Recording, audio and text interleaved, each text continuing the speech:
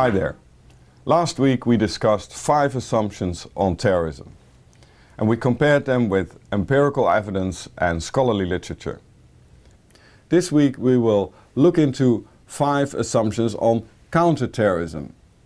5 assumptions we consider interesting, again either because they're challenged or the opposite, they are considered very much true and constitute the basis of much policy making. Well, I already mentioned several times that terrorism is a constantly changing phenomenon, which means you have to update, revise, evaluate not only your policies but also theories and assumptions. Well, we're going to look into 5 of them, 5 assumptions on counterterrorism, and they are the following. First, we will investigate the idea that one can recognize a terrorist. Then, de-radicalization of terrorists. Is it possible or not? And then the third assumption is decapitation of terrorist groups works. And then terrorism cannot be defeated, a statement heard quite often. And then finally, terrorism can best be managed by a so-called holistic or wide approach.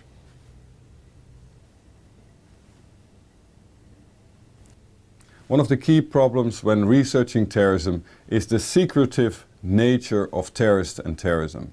They work in the dark, underground. It's very difficult to study them. Well, this challenge is also a challenge to policymakers. They would like to know who they're dealing with, and they would like to discover terrorists before they strike.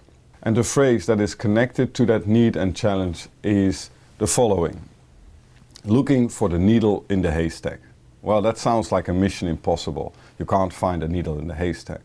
But fortunately, there have been quite a few cases of terrorists that have been caught before they managed to strike. And some have been caught afterwards based on certain clues or signs. So apparently it's not impossible to find them. And perhaps they are recognizable. Perhaps it is possible to make a distinction between terrorists on the one hand and non-terrorists on the other, and to find terrorists out of a larger population of non-terrorists. Well, the process or tool to do so is called profiling. How does it work? Profiling goes under different names, including its original criminal or offender profiling. And there are different types of profiling. The main distinction is that between a focus on the individual characteristics of a person versus a focus on their behavior. So personality profiling versus behavioral profiling. And the most prevalent method of attempting to achieve a distinction between an offender, either a criminal or a terrorist, and the non-offender is to establish a set of psychological, socio-economic, physical, behavioral and or ethnic attributes based on prior experiences. Well, in other words, indicators that tell us what a terrorist might look like. What are its behavioral or personality traits? And in what circumstances do they live and work? All together making up the terrorist profile. And oftentimes this is followed by data mining or data searching, using various sources for what is called secondary security screening of the group of individuals with the largest number of indicators. So it's 2 steps. First you look at the population as a whole, then you have a group that have quite a number of indicators, and then you are going to do some data mining, data searching, trying to, and hopefully getting out of it, a number of people that might be terrorists or ideally that are the terrorists.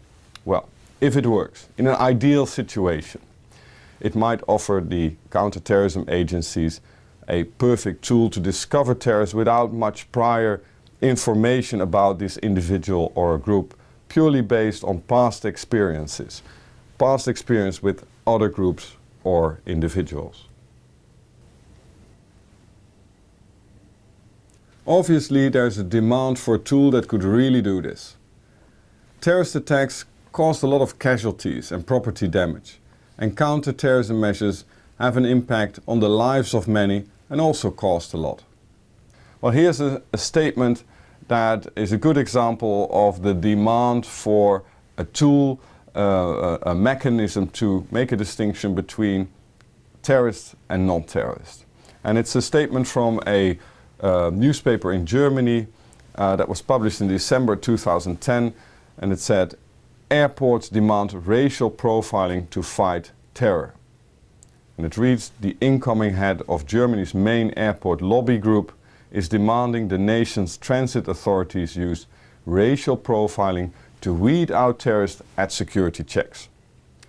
Well, the idea is that it does not only make traveling safer, but it also reduces costs. If you use your resources to try to scan and assess everyone, you're wasting a lot of money, a lot of time as well. That could also be used on other precautionary measures. So any tool that could help us to speed up that process or limit the time that we're waiting at airports would of course be very helpful. Well, on top of that, most of these measures at airports that take a lot of time, that you and I might find annoying, also gives us the idea that terrorism is a big threat. And that's actually what terrorists want. They want us to believe that they pose a big threat. So there's a lot to say for any tool that could help us to reduce time, reduce cost, and also make it less visible that we have to take all kinds of measures to prevent terrorism. And the example also illustrates some of the difficulties. It's talking about racial profiling. So it's discriminatory, making a distinction between people with certain faces and features. And that's against the law in most countries and for good reasons. But what about security? What if it really works? The benefits are many. Still, even if it works, is it proportional? Is it ethical? Well, these are important, difficult and sensitive questions which we will look at later on. First, let's go back to and have a closer look at profiling. Where does it come from and how has it been applied in the past? I guess the basic idea behind profiling is the perception among many that criminals and terrorists are different from us. Well, last week we argued that there is no empirical evidence that suggests that terrorists are crazy, but they could have other personal or behavioral characteristics that sets them apart from non-terrorists. Well, whether true or not, it is an important explanation for the idea that it might be possible to recognize a terrorist. I would like to add that terrorists themselves probably think that profiling is possible. Because from the early days on, terrorists have tried their best not to look suspicious. Act normally. Make sure that you're not noticed by the police or the secret services. And jihadists or Islamist terrorists, for instance, they have used women or Caucasian or white converts, or simply tried to change their appearances, their haircut, their clothes, the way they walk, all in order to not look suspicious, not fit any profile.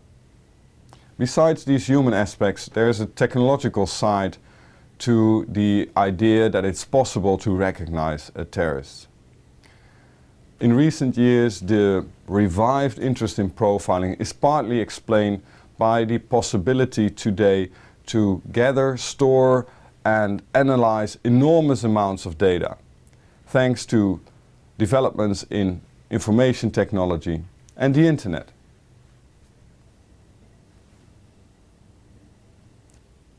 Profiling, however, is far from new, and there are quite a number of examples from the past. For instance, in the late 19th century, the authorities wanted to know the true identity of a person who was responsible for the killing of a number of women in London. Well, that person was called in the media Jack the Ripper. I'm sure that many of you have heard of Jack the Ripper. Well, the investigation into that case was considered by many as the starting point of criminal profiling. Another famous historical case is that of the so-called Mad Bomber. In November 1940, the workers of the Consolidated Edison building in New York found a homemade pipe bomb, and attached to it was a note, and it said, "Con Edison Crooks, this is for you."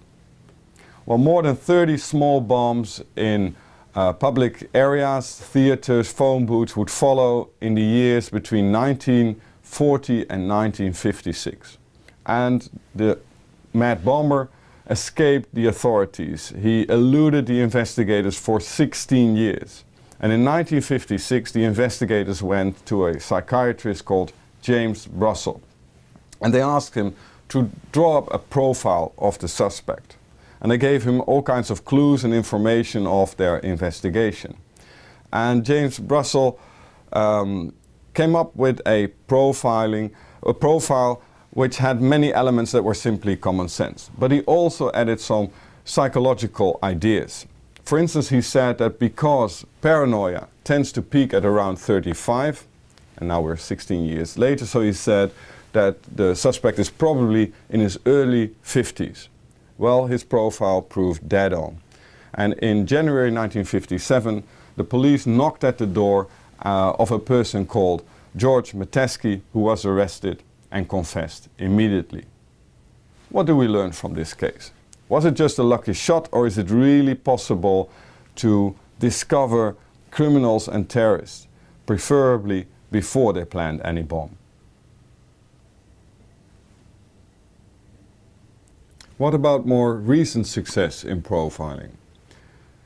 Well, one of the early examples of both profiling and data screening is the example or the efforts of the German Federal Criminal Police Office, or Bundeskriminalamt, and especially its president, Horst Herold, who in the late 1970s tried to find the terrorists of the far left terrorist group called Rote Armee Fraktion, Red Army Faction. Well, they had found out that these terrorists, they rented their apartments using a false name, and in order to protect their identity, they paid their energy bills in cash. So what did the authorities do? They asked for the data of the power companies to find out what persons did pay their bills in cash. And then in the second phase, they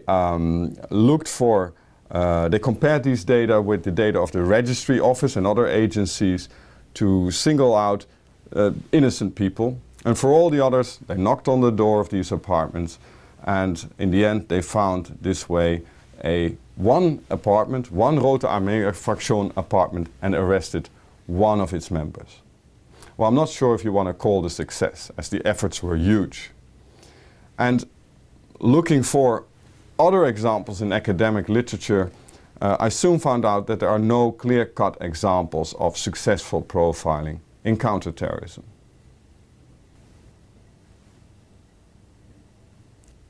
In fact, virtually all important studies by academics say that personal profiling is impossible.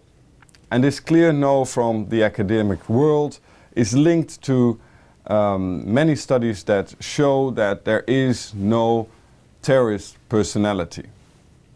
So terrorists are not only not crazy, but they're also not very different from us. At least not different enough to make profiling possible. And even if they were very different, we would still be confronted by, well, fortunately, by the fact that there are relatively few terrorists. So that makes it impossible to create enormous databases with data on individuals. But what about this attempt by the Bundeskriminalamt? That didn't focus on persons and personal characteristics, it focused on their behavior. What about this so-called behavioral profiling? Well, again, most academics are highly skeptical, as there are many obstacles to this kind of effort, as well as many risks. One of the biggest risks is the possibility that incorrect information from profiling can lead to so-called false positives or false negatives. And both can have serious consequences. For instance, a false positive can lead to a situation in which a suspect who appears to fit an incorrect profile is investigated or even arrested. And the consequences could be that it blocks investigating other leads, other clues. or it could even lead to the escape of the person or persons who were responsible for an attack. And the opposite of a false positive is a false negative. And in that case, the profile might provide information that leads investigators to rule out certain groups while focusing on the wrong ones. Efforts to profile terrorists in the West in recent years have often proved to be examples of racial profiling, monitoring Muslims. And we know that not all terrorists are Muslims, as we discussed last week. Racial profiling has also resulted in false positives and false negatives.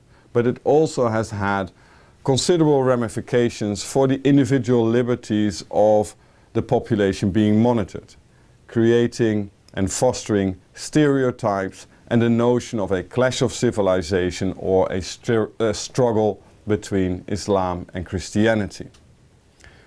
While profiling on the basis of nationality, ethnicity, race, age, gender also have negative consequences for certain groups or relationships between countries and communities. As a result, profiling can be labeled disproportional, as the enormous efforts have yielded few results. There are many negative side effects, including risks for counterterrorism. Adding all up, it seems that today profiling is regarded an impossible endeavor, and that is likely to remain so in light of current research. Therefore, we label the assumption that one can recognize a terrorist by means of profiling false. More research is needed.